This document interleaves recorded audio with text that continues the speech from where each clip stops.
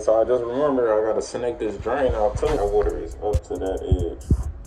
I just tested it, put some water in there, and it didn't go nowhere. I'm using this Milwaukee drain snake.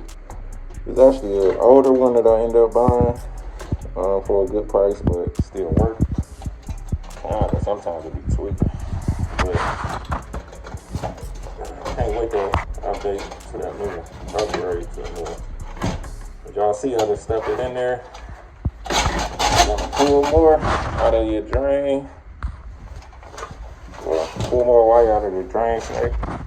Just trying to stuff it in there a little more.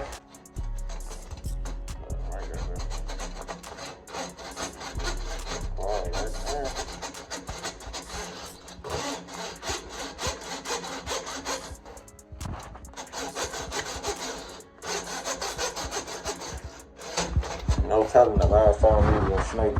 All I probably put in there is a couple feet, and that already went down.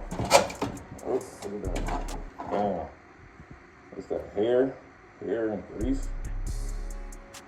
So I'm gonna dump this out and then stick it back in there. These ugly gloves come in handy because they can, you know what I'm saying, clean the line as you go. Cool to kind of pick stuff off of here too. So it's a little easier. But this stuff nasty. So I actually just pulled this off of here, and it's actually a rubber band. So it was a rubber band tied around here along with some hair. So that was clogging this line up. So I'm gonna stick it in there again. See what else we got. Got a little bucket right here. Clean up my gloves. Nasty monkey black stuff. Alright, so I just hooked up the connection back up to it and testing it. And it's actually draining. So we got some hair in the rubber band. That was the cause of the issue. You can follow them because I'm going the other way. Chasing after paper, trying to redirect the way.